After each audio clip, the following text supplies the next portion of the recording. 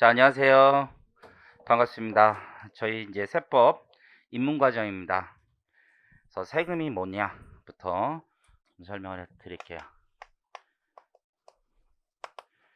그래서 뭐 회계사 공부하시는 분들도 세법 시험을 보고 세무사 공부하시는 분들도 시험을 보고 이걸로 평생 업을 가지고 살아야 되는 거기 때문에 세금이 뭔지부터 생각을 해보겠습니다. 이 세금이라는 걸 내고 싶어 하는 사람은 아무도 없죠. 그렇죠? 뭐 국가 나한테 해주는 게 뭐가 있는데요.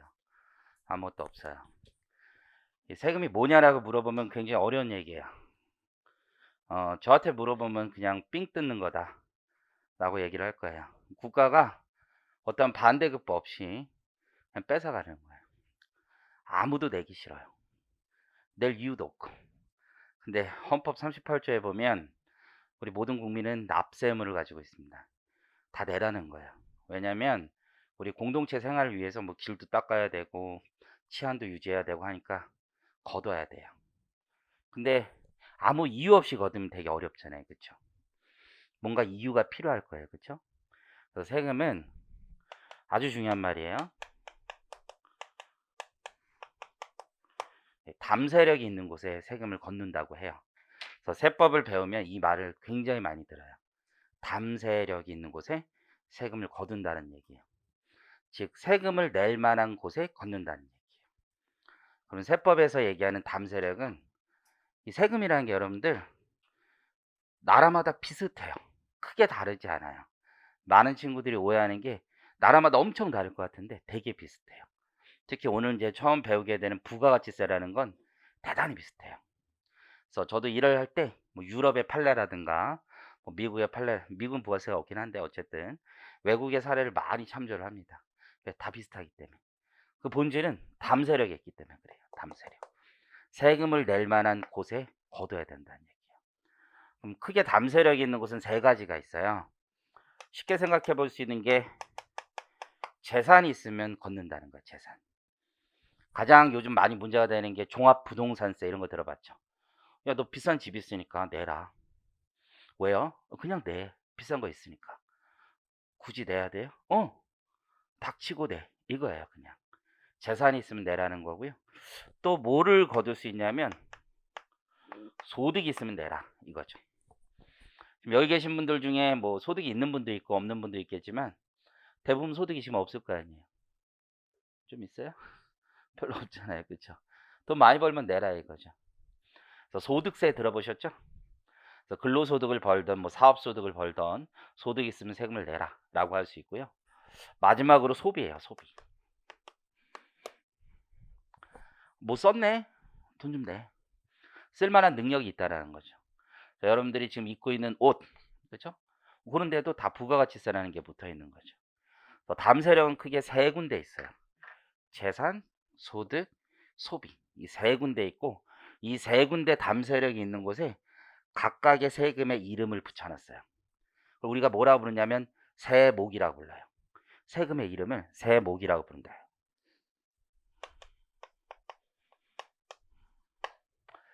재산에 붙이는 세금 대표적인 건요. 종합부동산세 같은 거예요. 또 뭐가 있을까요? 재산세라고 들어보셨어요? 취득세라고 들어봤어요? 그런 세금들이 재산에 붙이는 대표적인 세금이에요. 여러분 이제 세무서 같은 데를 가보면 세무서에 과가 여러 개가 있어요. 무슨 총무도 있겠지만 민원실도 있겠지만 개인납세과라는 데가 있어요. 주로 개인들의 소득세 이런 걸 보는 데고요. 법인납세과라는 데가 있어요. 법인의 소득 같은 걸 보는 데가 있고요. 재산세과라는 데가 있습니다. 그 재산세과라는 게 되게 웃긴 게 국세예요. 세무서는 국세이기 때문에 재산세라는 건 원래는 지방세예요. 근데 과의 이름을 재산세라고 붙인 이유는 그곳에서 재산과 관련된 국세를 다루기 때문이에요. 여러분들 양도소득세라고 들어보셨죠? 그게 이름은 소득세 영역에 있지만 현실에서는 재산과 관련된 거죠. 상속세라고 들어봤죠? 증여세라고 들어봤죠? 그런 것들이 이제 재산과 관련된 세금의 대표적인 거라고 보시면 돼요. 소득세는요. 개인의 소득세 있죠? 그리고 법인세 있죠? 요 대표적인 게 소득에 대해서 몰리는 세금이라고 보시면 돼요.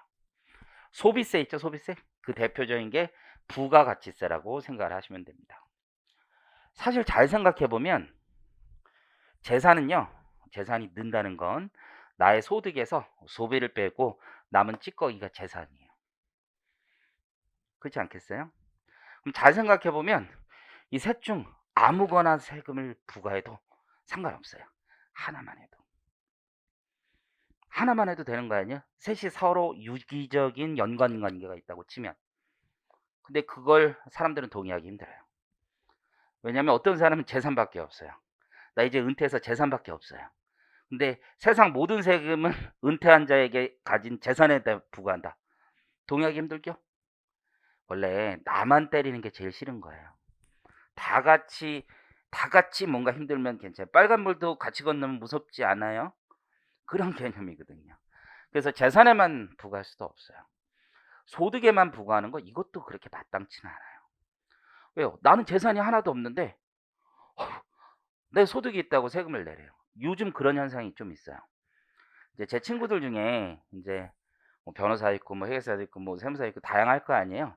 이 친구들 중에 무주택자 이런 친구들이 있을 거 아니에요. 요즘에 우리나라 서울에 집값이 많이 올라갔잖아요. 연봉이 막 몇 억 돼요. 소득세 엄청 내요. 근데 무주택자예요. 근데 옆에 애는 아니 뭐 소득은 별로 없는데 집값이 막 뭐 5억 10억 올랐대. 야 아직 안 팔았으니까 세금이 앞서요. 뭐야 이게? 땀 흘려서 번 돈만 세금을 내라고? 이것도 열받죠. 이게 힘든 거예요. 어떤 애는 소비만 해요, 소비만. 아, 내가 번 거 다 소비해서 세금만 내면, 어? 재산 많고 소득 많은 애들은 세금 안 걷고, 난 소비했다고 세금 나만 걷으면 또 억울하죠? 균형을 갖춰야 돼요. 그래서 우리 세목은 여기 다양하게 구성되어 있고, 세수, 국가의 수입이죠? 그것도 다양한 원천으로부터 나오게 됩니다. 주로 재산에 대한 세금이 점점 강화되고 있는 추세라고 보시면 돼요. 옛날에는요, 상속세 거의 안 냈어요, 우리나라.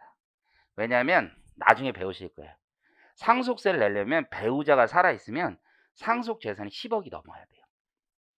그래서 우리나라의 전체 세수 중에 상속세의 세수가 1%도 안 됐어요. 이해하시겠죠? 그런데 이제 집값도 오르고 물가도 오르고 하니까 재산을 많이 남기기 시작했어요. 그리고 전쟁 이후에 너무 꼰대 같은 말인가요? 6.25 이후에 그 세대들이 부를 축적한 기간이 70년대, 80년대, 90년대 요맘때거든요. 그때부터 그분들이 이제 돌아가시기 시작합니다. 그래서 상속세 신고가 점점 많아지고 있어요. 상속세가 나중에 배우면 알겠지만 이게 종합 예술 같은 거예요. 지금까지 탈로 해먹고 다 빼먹은 거 남아있겠죠?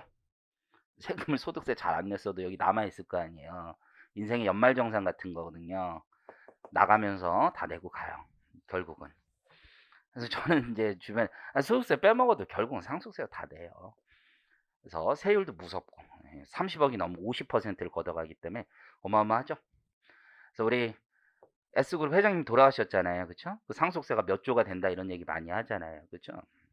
어마어마한 세금이거든요. 어쨌든 재산에 대한 세금이 점점 올라가고 있어요. 우리나라의 세금이 크게 걷어들이는 세금이 세 가지가 있거든요. 부가가치세, 소득세, 그리고 법인세 세 가지가 있어요. 법인세는 나중에 배우겠지만 점차 전 세계적으로 점점 줄이고 있는 추세예요. 점점 줄이고 소득세를 약간 높이고 있어요. 우리나라도 그래서 그런지 소득세를 가장 많이 걷고 그 다음 부가가치세, 그 다음 법인세 요 세 개의 순서로 세수가 들어오고 있어요. 몇 해 전만 해도 부가가치세가 가장 높았는데요. 이제 소득세가 1등 지위를 차지하고 있습니다. 그래서 소비세, 부가가치세 이 세 가지의 세금이 있다. 그리고 우리에겐 다음 세력에 따라서 세금을 부과한다 라고 생각을 하시면 돼요. 그럼 세목이 있다라고 했는데 한번 세목을 구경을 해볼게요. 세목은 뭐가 있냐면 가장 이제 대표적인 세목이 부가가치세입니다. 그 회계사 공부하시는 분들은 안 봐도 상관없는데 세무사 공부하시는 분들은 국세법령정보센터라고 있어요. 앱에서 다운받을 수 있어요. 법전인데요. 무료예요. 나중에 한번 보세요. 이제 한번 시간 있으면 같이 보고 거기 보면 이제 부가가치세라는 게 있고요. 그 다음 소득세라는 게 있고요. 법인세라는 게 있어요. 이게 3대 국세라고 부르고 여러분들이 공부를 가장 많이 하셔야 되는 세목입니다. 저희 세법 입문에서도 이 세 가지 세목만 다루고 있습니다. 이 세금이 배우기가 어려운 이유가 하나 있어요. 첫 번째가 용어가 아주 어려워요. 생전 처음 보는 용어들이 많아요. 그리고 세법도 법이에요. 법. 머리 아프단 말이에요. 법이라고 하니까. 이게 무슨 이런 친구들이 있어요. 이게 뭐 세무사든 회계사든 뭐 숫자만 하는 줄 아는데 그렇지 않아요. 법이에요. 법. 그러니까 법이다 보니까 법에서 제일 중요한 게 용어거든요. 용어. 그러니까 낯선 용어들이 계속 물밀듯이 밀려옵니다. 하루에 뭐 새로 배우는 단어가 막 수십 개예요. 수십 개. 짜증 여기까지 올라와요. 좀 인내하고 견디셔야 돼요. 그런 말이 있잖아요. 공부에는 유전자가 있다고요? 이런 얘기하면 안 돼요? 머리가 좋고 나쁘면 얘기하는 게 아닙니다. 인내입니다. 인내. 얼마나 잘 인내하고 끝까지 참느냐 이게 중요해요. 실제. 어쨌든 수많은 용어들을 새로 배웠기 때문에 어렵고요. 이런 용어도 처음 듣는 분들도 있단 말이에요. 계속 익숙해지면 되는 거고요. 이게 3대 국세고요. 그 다음에 상속 증여세라는 걸 나중에 배웁니다. 그 다음에요. 이 부가가치세하고 아주 유사한 것 중에 하나가 개별 소비세라는 게 있어요. 그래서 소위 말하는 사치품, 고가품 이런 데는 세금을 조금 더 매겨요. 그래서 우리 젊은 분들이 남자분들이나 여자분들이 좋아하는 거, 좀 명품이라고 하는 거 있잖아요. 시계, 가방 이런 거 있죠. 그런 거에 세금을 또 따로 매겨요. 소비세, 개별 소비세 그런 것들이 있습니다. 관세는요. 관세는 여러분 시험 범위가 아니에요. 관세는 내국세 중에 하나지만 우리가 얘기하는 세금이 아닙니다. 그래서 관세사라는 직업 들어보셨죠? 그분들이 관세를 한다고 보시면 돼요. 근데 그분들도 소비세이기 때문에 이거 다 같이 배우기는 해요. 일단 그 정도 아시면 되는 거고요. 요게 이제 또 배워야 되는 거고, 재산에 대해서 부과하는 세금 중에 하나가 이제 지방세를 배우게 돼요. 지방자치단체가 세수를 걷는 거예요. 그리고 그 지방세 안에서 여러분들 취득세, 재산세 그런 것들이 있고요. 종합부동산세라는 것도 원래는 지방세에 들어가야 되는데 여러 가지 이유로 국세로 들어가 있어요. 그냥 참고만 하시면 될 것 같습니다. 이해하시겠죠? 그런데 이 세금을 걷는 과정에서 이런 것들이 있어요. 이 세목들에 공통적으로 적용되는 룰 같은 게 하나 있거든요. 내가 세금을 부과받았는데 너무 억울해. 나 이대로는 못 내. 싸울 수 있는 거죠. 그런 걸 불복이라고 해요. 국가가 나에게 서류를 전달해 줄 수 있죠. 세금 내라고 부가고지할 수도 있고요. 내가 불복할 수도 있고요. 그것들에 대해서는 공통적인 부분이 있을 거 아니에요. 납세 의무자가 국세에 어떤 협력 의무를 위배했을 때 징벌을 내려야 되겠죠. 어떤 과태료 같은 걸 보내야 될 거 아니에요. 그런 걸 가산세라고 해요. 그런 공통적인 항목에 대해서 부과되는 법이 있어요. 그걸 나중에 우리가 국세 기본법이다 라고 해서 배워요. 그래서 국세 기본법은 세목에 대한 것이 아니에요. 공통에 관한 사항을 배우는 어떤 법이라고 생각을 하시면 돼요. 그래서 각각이 다 하나하나의 법이다 라고 보시면 되고요. 참고로 여러분 대부분 수험생이기 때문에 말씀을 드리면, 회계사 시험은 어떻게 보냐면 1차 시험 있잖아요. 1차 시험. 그래서 여기다 적어 드릴게요. 회계사 1차 시험에는요. 얘 들어오고요. 얘 들어와요. 그리고 얘 들어와요. 회계사 1차 시험. 여기 들어와요. 요거 두 문제 나와요. 두 문제. 40문제 중에. 얘가 8문제 나오고요. 얘가 회계사 시험 10문제 나오고요. 얘가 15문제 나와요. 그러니까 대부분 요 세 개에 있어요. 여기 하나 나오고요. 지방세 중에서 한 문제 나와요. 안 하고 싶죠? 다 안 해요. 안 해요. 그냥 회계사 시험 보시는 분들은 지방세는 운명에 맡긴다. 그렇게 하고 아무도 안 한다라고 보시면 돼요. 세무사 시험에서 1차 시험에서는요. 여기 나와요. 세무사 1차. 여기도 세무사 1차, 여기도 세무사 1차. 세무사 1차 시험에는 상속증여세 안 나와요. 국세 기본법은 공통이에요. 공통. 회계사 세무사 1차 다 나와요. 회계사 1차, 세무사 1차. 이렇게 나와요. 세무사 1차 시험엔 요거 말고도요.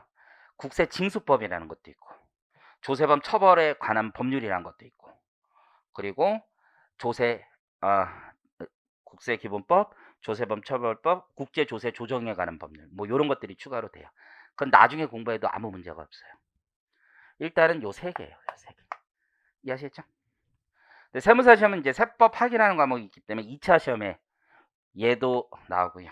얘도 나오고, 얘도 나오고, 얘도 나오고, 얘도 나오고, 얘도 나오고, 얘도 나와요. 그래서 2차 시험에는 세무사 기준으로 보면 2차 시험에 400점 만점이거든요. 400점 만점. 그래서 회계학 일부가 있어요. 이게 100점이에요. 그래서 재무회계 알죠? 재무회계? 원가회계라고 들어봤죠? 그 두 개 합쳐서 100점이고요. 그 다음 세무회계를 봐요. 회계학 2부라고 하는데 그게 세무회계, 세법이에요. 그래서 부가가치세, 소득세, 법인세, 계산 문제 배우는 거예요. 그 100점. 세법 파악이라고 봐요. 그게 1부, 2부 있어요. 그래서 각각 100점 해서 200점. 그래서 총 400점이에요. 400점 중에 세법이 300점인 거예요. 그 세무사 시험은 그렇고, 회계사 시험은 그렇지 않아요. 세법이 총 500점, 2차 시험 500점, 550점 만점인데 어쨌든 한 과목별로 하는 거니까 5과목 중에 한 과목이라고 생각을 하시면 돼요. 그래서 세법은 세무사분들이 더 많이 공부하셔야 돼요. 이해하시겠죠? 저는 이제 회계사 시험을 붙고 처음에 간 데가 어디냐면 회계법인에 갔어요. 그래서 안진회계법인에 한 데 갔는데, 이제 회계사 하는 친구들은 부서가 여러 개가 있어요. 크게 세 가지가 있어요. 감사부서라는 데가 있고, 바스라는 데가 있어요. Financial Advisory Service라고 그런 데가 있고, 뭐 M&A 이런 거 들어봤죠? 불나방 같은 애들이 있어요. 걔네들 그 팀이 있고, 그리고 텍스팀이 있어요. 한 15명 기준으로 1명 정도가 텍스팀에 가는데, 저는 처음부터 이제 텍스팀에 가서 세금만 계속 했는데, 처음에 가니까 이 계산만, 회계사 시험 보면 계산만 하거든요. 계산만 해서 난 했는데, 위에 올라가니까 이빨만 쳐요. 말만 한다고, 말만. 무슨 내가 배운 거하고는 전혀 상관없는 세상의 얘기를 하고 있더라고. 처음에 적응이 많이 힘들었었어요. 그래서 어쨌든 진짜 세법은 좀 이론적인 거예요, 굉장히.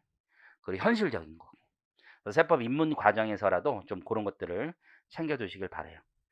세법이 첫 번째 어려운 점은 용어가 낯설다. 그래서 그 용어가 나왔을 때 제가 천천히 한번 설명을 해드릴 테니까 한번 들어보고, 모르면 네이버 있죠, 네이버. 찾아보면 나와요. 인내의 시간이 필요합니다. 그래서 이게 막 짜증나고 스트레스 받고 그러셔도 좀 읽어보고 참고 하는 시간들이 필요하다라고 생각을 하시면 됩니다. 계속 쌓여가는 거예요. 두 번째는 세법에서 좀 흥미를 가졌으면 좋겠어요. 특히 세무사 시험 공부하시는 분들은 이게 업으로 더 많이 할 거란 말이에요. 회계사 시험 공부하시는 분들도 업으로 할 사람도 있고 그렇지 않은 사람도 있지만, 이게 특히 세무사 시험이 이게 평생 업으로 해야 되기 때문에 이게 좀 재밌어야 돼요. 공부를 하는 게. 말 같지도 않은 소리일 수도 있어요. 공부가 재밌다라는 건 뭐 대도 않는 얘기일 수도 있지만, 그래도 좀 즐기는 마음이 필요합니다. 영 엄하다. 그러면 적성이 안 맞다. 그러면 제가 보기에 요 입문과정 끝나고 한번 판단을 해보세요. 자기 스스로. 내가 갈 길인가 아닌가에 대해서 한 번쯤은 생각해 보는 것도 not bad. Why not? 괜찮아요, 괜찮아요. 그래서 이게 재밌는지를 먼저 생각을 하셨으면 좋겠습니다. 세법은 굉장히 실천적인 학문이에요. 굉장히 실천적이에요. 그리고 법의 요소도 굉장히 많습니다. 용어의 정의라든가. 그 와중에 이제 계산이 있는 거예요, 계산이. 이제 저 같은 경우는 이제 회계법인 같은 경우는 이제 위에부터 아래 이제 위계 질서가 있을 거 아니에요. 그래서 뭐 스태프들도 있고 매니저도 있고 뭐 파트너도 있고 뭐 이럴 거 아니에요. 그래서 뭐 회계학 좀 배웠어요? 회계 조금 배웠죠? 뭐 계정 이런 말 들어봤을 거 아니에요. 그래서 이제 우리 맨 밑에 있는 애들은 스텝이라고 하고, 그다음 인차지, 매니저, 디렉터, 파트너 뭐 있는데, 회계 계정을 따지면 이제 스텝이 소모품, 매니저 이제 인차지 기계장치, 비품 기계장치, 이제 디렉터 건물, 이제 파트너 토지 이렇게 하는데, 어쨌든 이게 이제 우리 애들이 일을 해서 가져오잖아요. 그러면 이 계산하는 건 애들이 하는 거야, 애들이. 여러분 이제 수험생이니까. 실제 나중에 진짜는 계산보다는 법리고 용어의 정의고 싸움이라고 생각을 하시면 돼요. 그래서 그런 아주 디테일한 내용들은 사실 세법학 과목에서 많이 배우는 거고요. 일단 세법이 어느 거다라는 걸 말씀드리고, 그래도 계산을 하려도 뭘 잘 알아야 되냐면 법률의 규정을 잘 아셔야 돼요. 그게 가장 우선이다라고 생각을 하시는 게 중요합니다. 차례 보겠습니다. 그래서 말씀드린 대로 3대 국세가 나와 있는 거고요. 부가가치세법, 소득세법, 법인세법 이렇게 목차 있죠, 목차. 자, 수업 시간 같은 페이지 봤으면 좋겠습니다. 자, 그래서 부가가치세법, 소득세법, 법인세법 이렇게 세 편으로 나눠져 있고, 부가가치세법은 소비에 대해서 걷어들이는 세금이라고 생각을 하시면 돼요. 일종의 거래세 같은 거예요, 거래세. 살면서 한두 번은 들어봤을 거 아니에요. 부가세가 어쩌니 저쩌니 이런 얘기 들어봤을 거 아니에요. 그 세금이에요. 그리고 소득세법은요, 개인의 소득에 대해서 부과하는 거예요. 제목만 보니까 무슨 소득의 종류가 되게 많은 거 같죠? 사업소득도 있고 근로소득도 있고 뭐 퇴직소득도 있고 연금소득도 있고 기타소득도 있고 금융소득도 있고 다양한 종류의 소득이 있잖아요. 그래서 소득세법은 그런 다양한 종류의 소득에 대해서 배우는 거예요. 법인세법은 별게 아니라 법인이 벌어들인 소득에 대해서 과세하는 거예요. 많은 친구들이 오해합니다. 우리나라의 교재는 소득세, 법인세를 이렇게 따로따로 가르치는데 미국 교과서는 그냥 인컴택스예요. 소득에 대해서 부과하는 거고 텍스페이어가 그냥 납세의무자가 개인이냐 법인이냐의 차이만 있을 뿐입니다. 그리고 진짜 높은 단계에 올라가면 소득세랑 법인세는 완전 똑같다는 걸 알게 돼요. 결국은 같은 거예요. 최종 본질은 인컴, 소득에 대해서 부과하는 거다라는 생각을 가지시면 됩니다. 지금은 입문 단계니까 일단 이런 게 있구나 라고 생각을 하시고요. 스스로 질문하고 이런 것들 있잖아요. 질문하고 이런 것들 다 좋은데요. 저한테 질문하시는 것도 다 좋아요. 근데 아직은요, 입문 단계에서는 너무 많은 생각이 필요 없어요. 이러면 어떨까? 저러면 어떨까? 계속 질문을 스스로 할 수 있어요. 진짜 그럴 수 있거든요. 근데 닥치고 끝까지 하세요. 제가 하고 싶은 말은 그 의문은 뒤에 계속 나와요. 계속 나오기 때문에 지금은 일단 용어 정의와 이런 게 있더라. 여러분이 당장 시험 볼 것도 아니고 당장 어떤 걸 적용할 것도 아니기 때문에 그렇게 깊게 생각하지 않으셔도 돼요. 제가 하는 대로 쫓아오시고 용어의 정의와 이런 제도의 의의와 취지 그 정도까지만 쫓아오시면 됩니다. 자, 그럼 첫 번째 1편 부가가치세법 갑니다. 부가가치세. 자, 큰 제목들이 있어요. 부가가치세라는 게 도대체 뭐냐? 특성이라는 거예요. 특성. 특성을 영어로 하면 캐릭터죠. 캐릭터. 요놈이 도대체 뭐냐? 그렇죠? 부가가치세는요, 소비에 대해서 부과하는 세금이에요. 소비. 근데 이게 말은 좋은데 마음에 와닿지가 않아. 그게 문제야. 마음에 1도 와닿지가 않아. 내가 세금을 내본 적이 없는데, 부가세를. 그렇잖아요. 세금을 내가 내본 적은 없는데 소비에 대해서 부과한대. 소비는 내가 맨날 하는 거잖아요. 지금까지 오늘 아침부터 소비 엄청 했죠. 뭐 차를 타고 오셨고 커피도 드시고 그렇잖아요. 돈도 엄청 내고 했는데 난 세금을 내본 적이 없어. 이게 뭐야 이게 도대체. 그래서 어려운 거예요. 소비에 대한 세금 되게 막연하지 않아요? 그 제목을 보니까 부가가치는 소비에 대한 세금이래요. 그리고 첫째 시간에 아까 말씀드렸던 대로 파란색을 잠깐 보시면 세금은 다음 세력에 따라 소득, 재산, 소비에 대해서 부과하는데 소비에 대해서 부과하는 세금이 부가가치세라는 거잖아요. 그렇죠? 그런데 이 세금은 부지불식간에 내고 있는 세금이에요. 굉장히 큰 특징이에요. 왜? 내가 내진 않지만 누군가 내고 있어요. 그래서 두 번째 제목을 보니까 부가가치세는 누가 내는 것이냐. 이게 부가가치세를 이해하는데 가장 출발입니다. 자, 한번 볼게요. 자, 여러분들 잘 생각해봐요. 재산에 대해서 세금을 부과한대요. 사람들 짜증내죠. 신문에 맨날 나오잖아. 아니 집은 정부가 가격을 올려놓고 왜 나보고 세금을 내라 그래. 화를 내잖아요 사람들이. 집값이 올라갔다고 왜 종부세를 걷어? 이게 말이 돼? 집 한 채 있는 게 죄냐? 내가 그런 말이 아니라 사람들이 욕하면서 이 정부는 세금 올리려고 집값을 올렸다. 끝까지 그렇게 얘기하고 그런 사람 많잖아요. 물론 어떤 사람은 난 집이 없으니까 네가 많이 내 이렇게 얘기할 수도 있지만 당사자 입장에서 여러분 세금 앞에서 인격을 논하지 마세요. 저도 누구 오잖아요. 예전에 누가 이제 세무조사를 받는데 이자를 꽤 많이 받았는데 세금을 안 내신 거야. 근데 그분이 종교인이었어 직업이. 세금 앞에서 인격을 논할 게 없어. 이거 세금은 누구나 안 내고 싶어 하는 거야. 그렇죠? 그게 포탈의 정도에 이르면 인격을 논할 수 있지만 조금 빼먹을 수도 있지 뭐. 그게 뭐 큰 죄야? 잘못한 거야? 아니, 아니 우리 친구 가가지고 누가 10,000원짜리 물건인데 11,000원 달래요. 근데 현금 내면 10,000원에 준대. 그럼 현금 내요? 아니면 카드 내요? 현금 내지. 네가 빼먹은 거야 그 세금. 거기에 인격을 얘기하지 마세요. 그냥 원래 세금 다 내기 싫어하는 거예요. 우린 그걸 배우는 거예요. 누구나 내기 싫어하는 그것. 재산에 대해서 세금 부과하면 짜증나요. 그렇잖아요.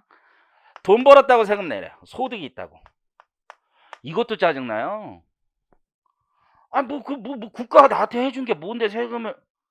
여러분, 소득세 최고 세율이 몇 프로냐면 45%에 45%. 번 돈의 45%를 내야 돼. 거기에 지방소득세가 붙어. 그러면 4.5%가 더 붙어. 49.5%가 붙어. 거기에 건강보험료 한 6%또 붙어. 그러면 50%가 넘어. 사람들이 뭐라 그래요? 이게 공산당이냐 이런 얘기를 해요. 이게 자유민주주의 국가냐 이런 얘기를 한다고요. 짜증이 끝까지 올라가요. 이 짜증을 좀 유식한 말로 조세 저항이라고 그래. 저항. 어? 싫다 이거야. 싫다. 그렇잖아요? 옛날에는 세금이라는 걸 왕이 지 맘대로 거두던 시대가 있지만 이 세금이라는 걸 왕 마음대로 거두면 안 되겠다라고 해서 법을 만든 거란 말이에요. 유럽의 역사 발달 다 세금 때문에 있단 말이에요. 미국 독립전쟁도 그랬고 마그나 카타도 그랬고 전부 다 세금 때문에 있는 제도란 말이에요. 프랑스 혁명도 마찬가지고. 세금이 제일 무서운 거란 말이에요. 조세 저항이 심해요. 심해. 근데 얘는 좀 달라요. 소비는 저항이 덜해요. 친구랑 지금 뭐 코로나가 풀리면 이제 우리 또 한잔하고 그럴 거 아니에요. 친구랑 2차 가자, 뭐 술 먹고 2차 가자 그러는데 친구 옆에서 얘기해. 난 부가세 때문에 못 가. 또라이죠. 아니 지금 나 세금 때문에 2차를 못 가 이런 거 없어요. 소득에 대해 세금 막 불리면 사람들이 뭐래. 나 이럴 바에 돈 안 벌어. 이런 사람이 나와요. 절반을 넘게 뺏기는데 못하러 내가 열심히 일을 해. 근로 의욕이 줄어들 수 있지만 소비는 달라요. 소비는 지금 내는 거예요. 사람들이 쉽게 내는 거예요. 거두면 되는 거야. 거두면 어려운 게 아니라 내가 커피를 한 잔 딱 사는데 국가 나보고 야 너 사니까 1,000원 내놔. 커피 한 잔 사니까 세금 내는 거예요. 이해하셨죠? 먹기 위해서 내는 거예요. 쓰기 위해서 내는 거예요. 이건 쉬워요. 쉬워. 더 쉬운 방법이 하나 있어요. 어떻게 하냐면 내가 국가에 뺏긴다고 생각하면 짜증이 여기까지 올라오지만 그냥 물건값에 포함시켜서 뺏으면 조금 나아요. 저항이 없다고. 저항. 훨씬 더 쉬운 거예요. 그럼 잘 봐요. 갑이라는 애가 있어요. 갑이라는 애가. 편의점 가서 물건을 사는 거예요. 편의점. 그렇죠? 그럼 갑은 편의점과 거래를 하니까 소비가 일어난단 말이에요. 그렇죠? 그 세금을 국가가 갚는데 방법은 두 가지가 있겠죠. 얘가 소비할 때마다 국가에 송금을 해줘야 되는 거야. 커피 한 잔 먹을 때마다 세금을 계속 입금시켜줘야 되는 거야. 또 하나는 편의점 보고 물건을 팔 때마다 돈을 걷어서 국가에다 내라고 하는 방식이 있겠죠. 어떤 게 훨씬 쉬워요? 후자가 훨씬 쉬운 거죠. 후자가. 그죠? 네가 걷어와. 네가 삥을 걷어와. 너야 너. 이 사람 보고 거두라고 하면 되는 세금이에요. 물건을 팔 때마다. 이해하시겠습니까? 이런 편의점 같은 애를 우리가 용어를 부르는 말이 있어요. 부가가치세법상 사업자라고 부르는 거예요. 사업자. 거두기 가장 쉬운 사람. 부가가치세가 이렇게 세금을 거두어 드리는 행위를 뭐라고 부르냐면 법에서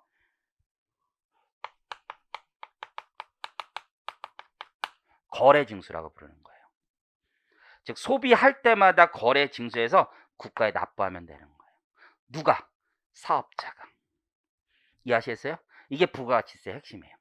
그러면 소비하는 자는 누구예요? 우리 갑이죠? 갑이 내요. 하지만 국가에 직접 납부하는 자는 누구예요? 편의점 주인이죠? 그 사람을 뭐라 부른다고요? 사업자라고 부른다고요.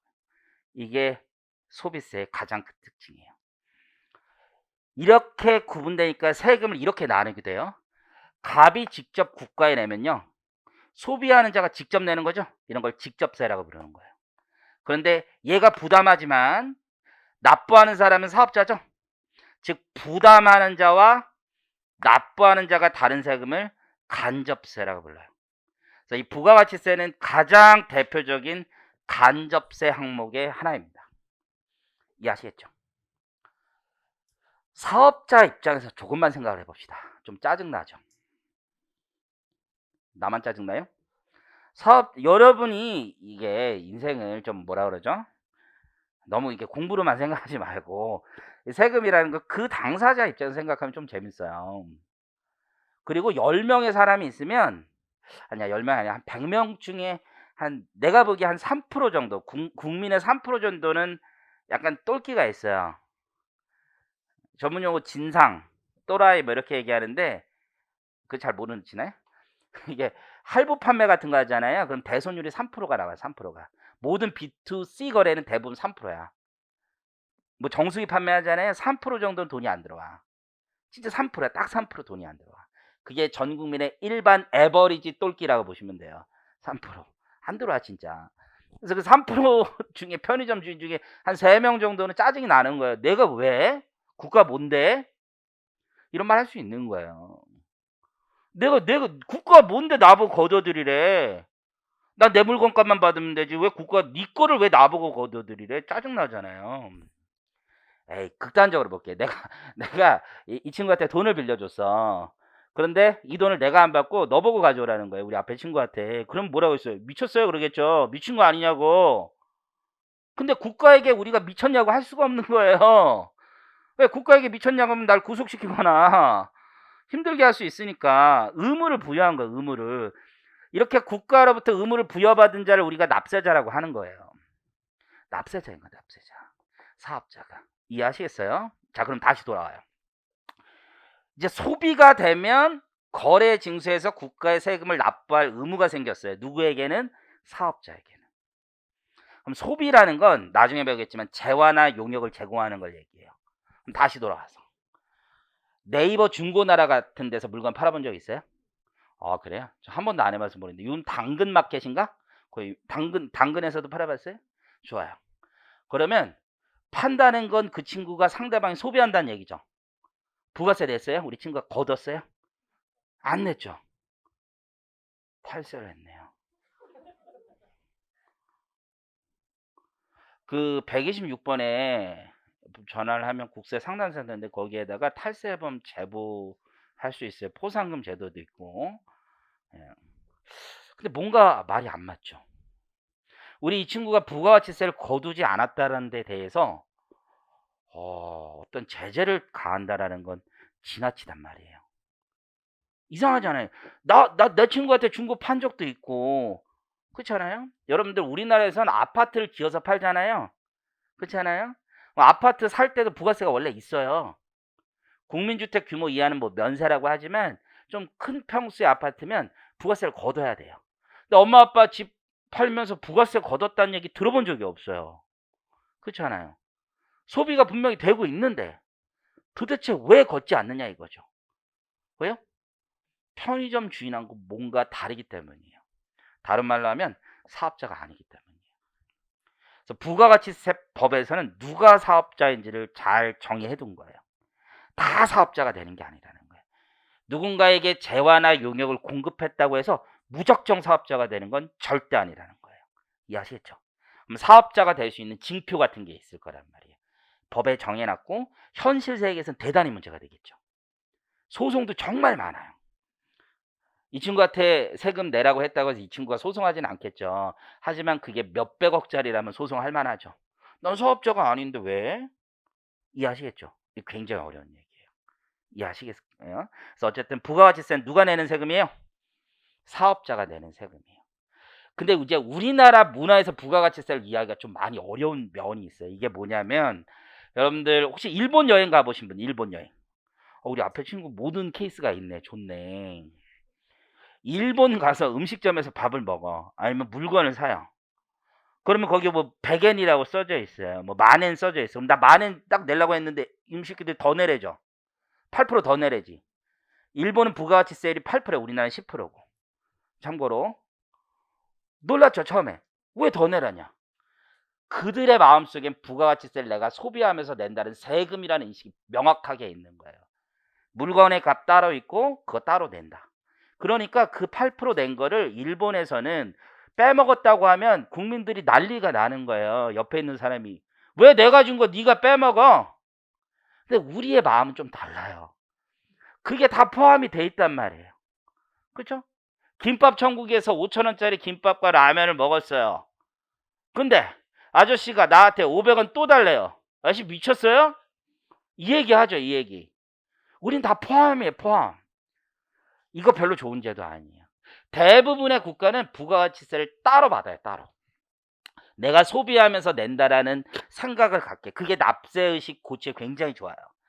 내가 어렸을 때 뭐 음식점 같은데 호텔에 가거나 아니면 뭐 패밀리 레스토랑 같은 데 있잖아요. 그럼 그 밑에 10% 부가세 별도입니다 이런 게 많이 적혀 있어요. 그게 훨씬 더 좋은 제도예요. 영어로도 막 적혀 있죠. 10% VAT will be added 딱 적혀 있단 말이에요. 그러면 진짜 내는 게 느껴진단 말이에요. 근데 우리는 그냥 물건값에 포함되어 있어요. 그러니까 내가 냈는지도 몰라. 그러니까 그 사람이 그냥 빼먹었는지도 큰 관심이 없는 거야. 이해하시죠? 10,000원을 내면 그 중에 10%니까 1.1로 나눠서 이해하시겠어요? 9,100원 정도는 물건값이고 900원은 부가세라는 거예요. 이게 우리나라에서만 있는 좀 독특한 제도예요. 굉장히 어렵죠. 이해하시겠어요? 그래서 부가세를 그리 빼먹는 사람들이 많은 거예요.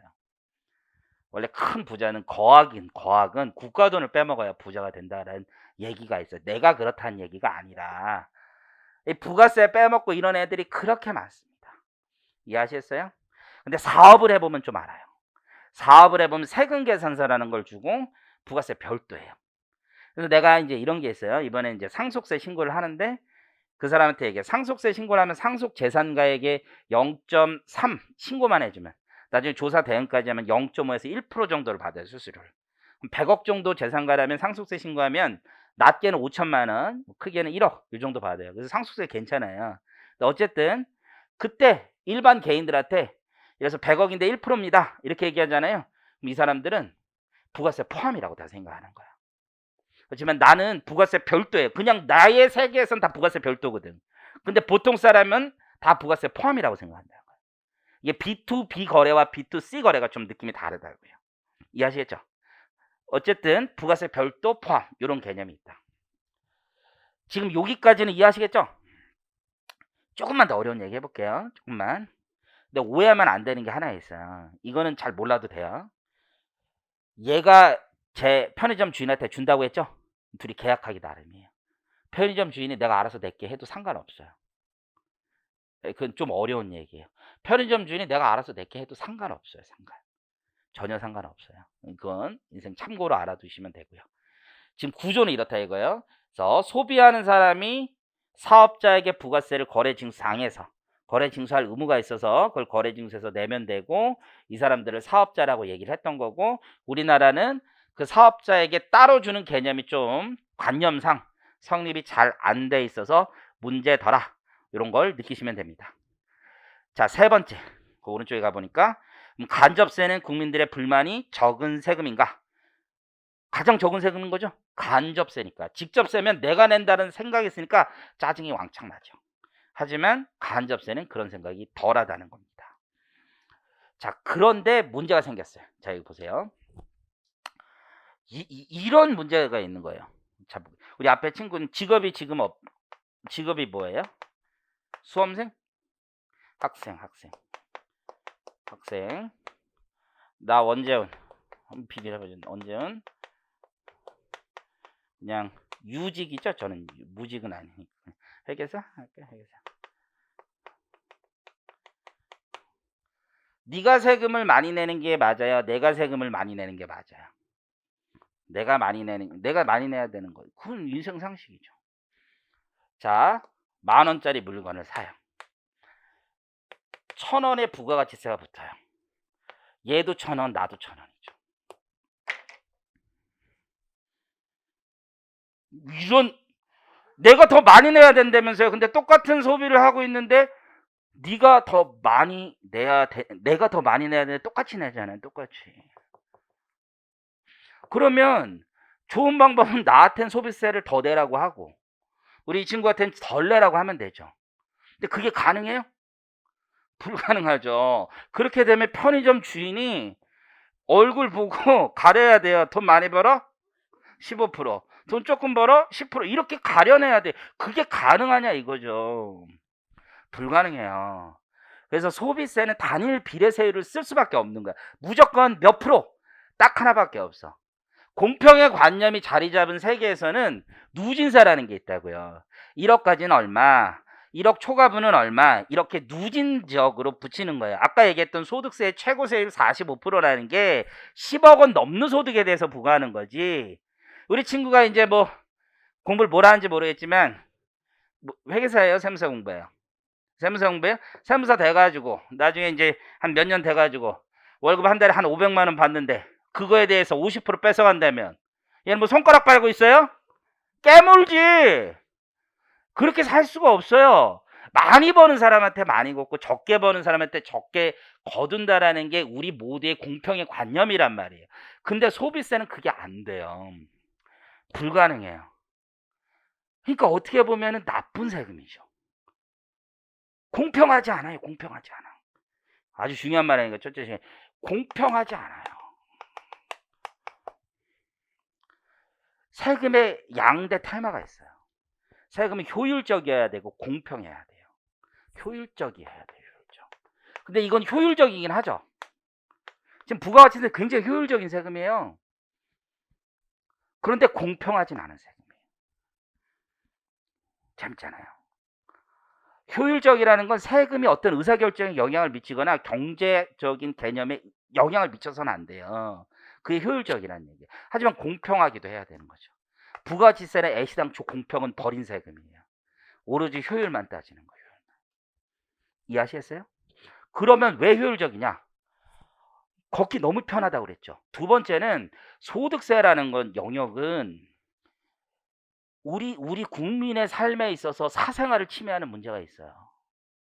내 소득이 얼마인지 국가에 보고해야 되고 나의 모든 게 나와야 되잖아요. 어제 신문을 봤는데 우리 뭐 K방역 굉장히 좋게 생각하지만 유럽 친구들은 우리 K방역을 욕하는 친구들도 있잖아요.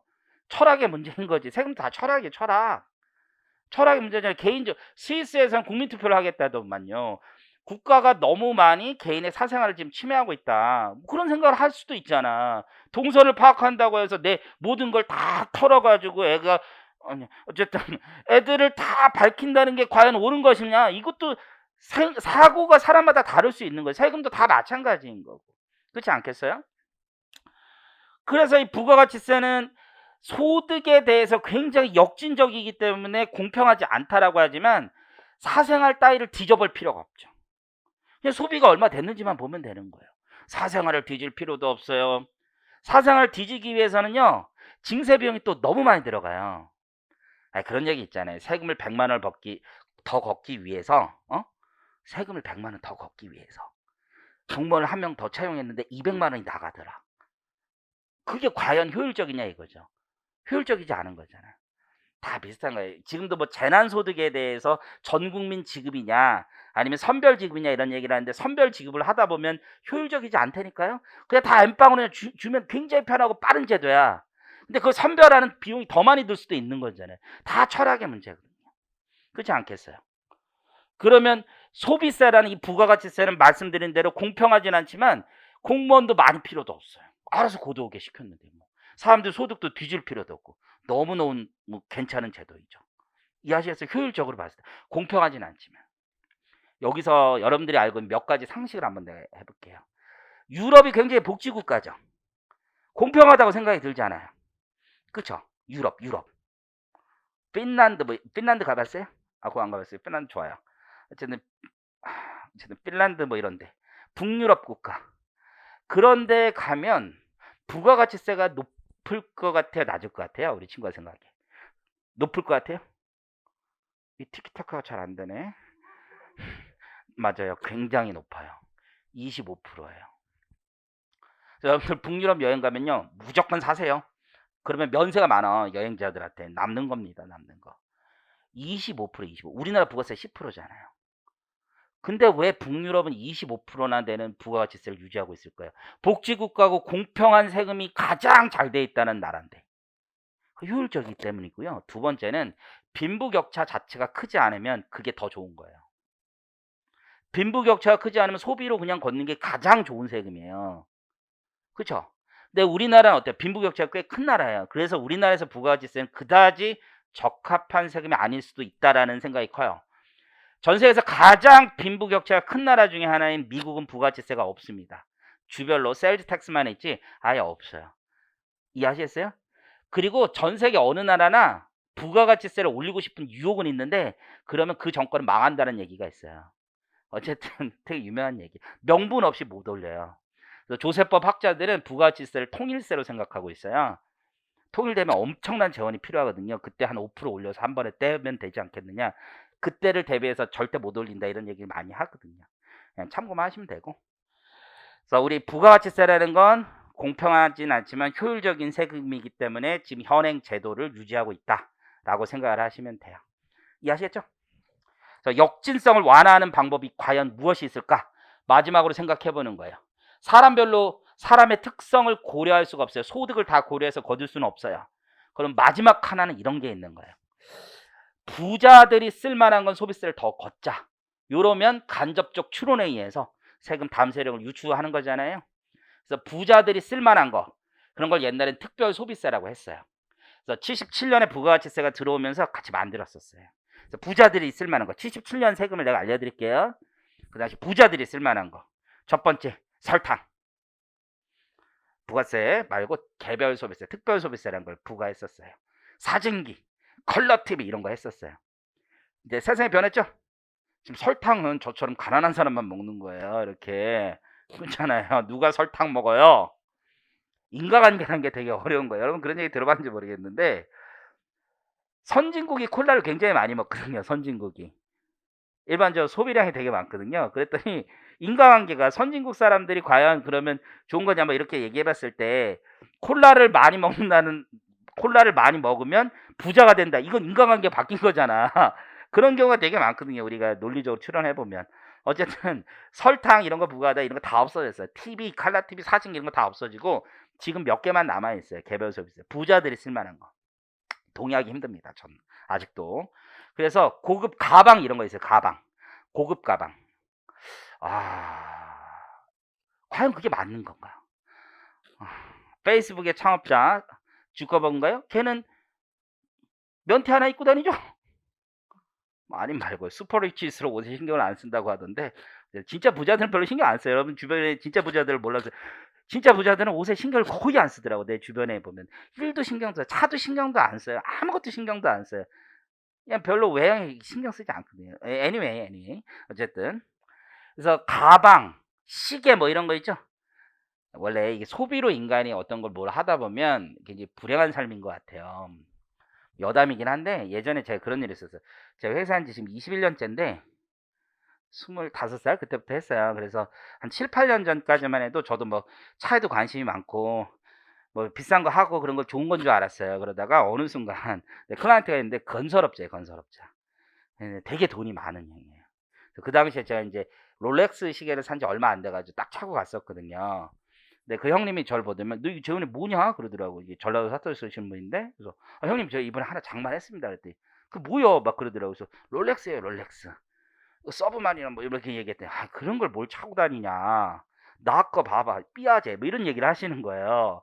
그래서 너 그거 얼마냐 무슨 뭐 얼마라고 하니까 내 거 2억 막 이런 얘기를 하시는 거예요. 그러면서 하시는 말이 그런 거 차고 다닐 바에 차라리 스와치 타야 뭐 이런 얘기 하시는 거예요. 한 일주일 동안 기분이 되게 나빴었어요. 근데 그 이후 저는 알았어요. 이게 내가 누군가와 소비로 비교하면 인생이 불행하구나. 정말 불행하구나. 그다음부터는 시계를 제가 다 버렸습니다. 다 뭐 아무것도 안 한다 나는. 마인드를 좀 많이 바꿨는데 원래 비교하는 삶이 인생 피곤해요. anyway 뭐 얘기하다. 고급 가방, 고급 시계 이딴 거에 세금을 더 붙이겠다는 거. 그게 개별 소비세라는 거예요. 근데 이제 기름 같은 거 있죠. 기름에도 세금을 따로 붙여요. 고통, 에너지, 환경세라는 걸 붙이는 거거든요. 담배도 또 세금을 더 많이 붙여요. 그런 것들은 세금이 가지는 특별한 기능 때문에 그래요. 소비 억제죠. 소비 억제.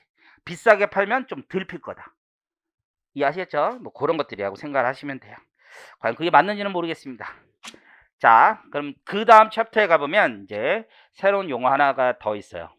전 단계 세공제법이라고 되어 있죠.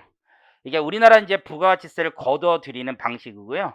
전 세계 대부분의 국가는 이 전 단계 세공제법이라는 방식으로 부가가치세를 거두어 들여요. 구글링을 해보면 OECD 가이드라인으로 VAT가 있어요. 그러니까 구글 같은 거 하실 줄 알잖아요, 그렇죠? 그래서 Value Added Tax에서 하면 그 PDF 파일 OECD 이런 거 하면은 거기 가이드라인 같은 거 나와요. 그럼 재밌어요. 영어로 돼 있어서 단점이긴 한데 anyway 거기에 보면은 첫 마디가 전 단계 세액공제법 이걸 쓰지 않는 부가가치세 국가들도 있는데 걔들은 얘기하지 않는다 이거예요. 그게 무슨 얘기냐면 대부분의 선진화된 부가가치세 제도를 가진 국가는 지금부터 우리가 배우게 되는 전 단계 세공제법이라는 방식으로 부가가치세를 거두어 들인다는 얘기입니다. 이해하시겠죠? 시간 벌써 좀 쉬었다 하겠습니다.